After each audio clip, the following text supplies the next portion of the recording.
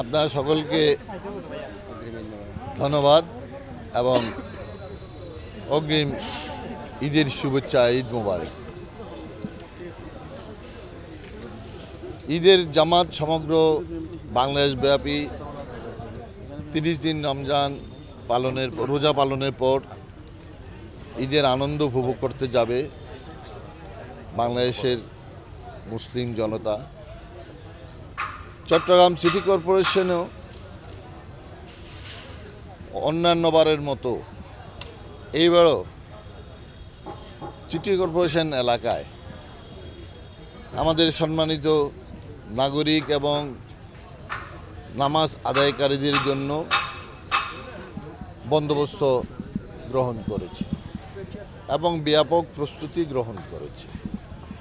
তার মধ্যে প্রধান ঈদ জামাত অনুষ্ঠিত হবে এই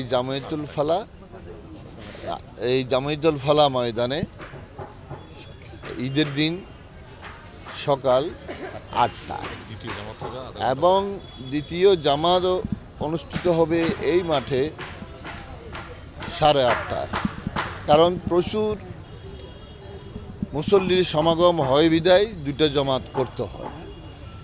তাই আজকে আপনারা নিজেই দেখছেন, আপনারাও পরিদর্শন করেছেন, আমরা আমাদের প্রস্তুতির 1, 2, 3 ঢাকায় জমি জিতে নিন 100% ক্যাশব্যাক সহ 20 কোটি টাকার পুরস্কার। ত্রুটি রাখি নেই।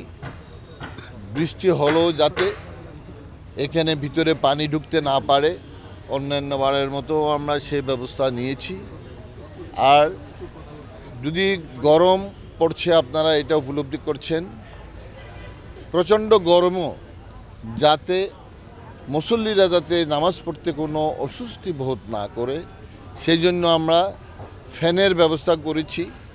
প্রচুর ফ্যান লাগিয়ে দিচ্ছি যাতে মুসল্লিরা একটু স্বস্তিভাবে একটু আরাম পেয়ে নামাজ আদায় করতে পারে।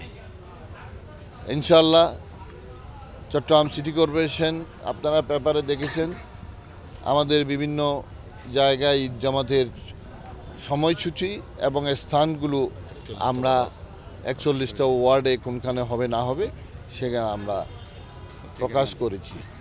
এবং ইতিমধ্যে আপনাদেরকে আমি একটু নতুন সংবাদ দিতে চাই, যেটা আগে আমাদের ঈদ জামাতের কোনো অন্তর্ভুক্ত ছিল না। মুরাদপুরে যে ঈদ জামাতের জন্য যে ব্যবস্থাটা আমরা করেছি বিশাল, সেখানেও 4-5 হাজার মানুষ আপনার ঈদ জামাত আদায় করতে পারবে। খুব দৃষ্টিনন্দনভাবে আমি এটাকে সাজিয়েছি চট্টগ্রাম সিটি কর্পোরেশন। এটা পুরো কাজ শেষ হয়নি, যদিও আরও কিছু সৌন্দর্য বর্ধনের কাজ বাকি রয়েছে, কিন্তু আমরা ঈদের জামাত পড়ার উপযোগী করে ফেলেছি।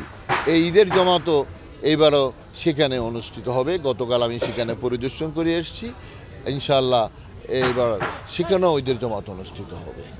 তো ধন্যবাদ সকলকে, ভালো থাকবেন, সুস্থ থাকবেন। জয় বাংলা।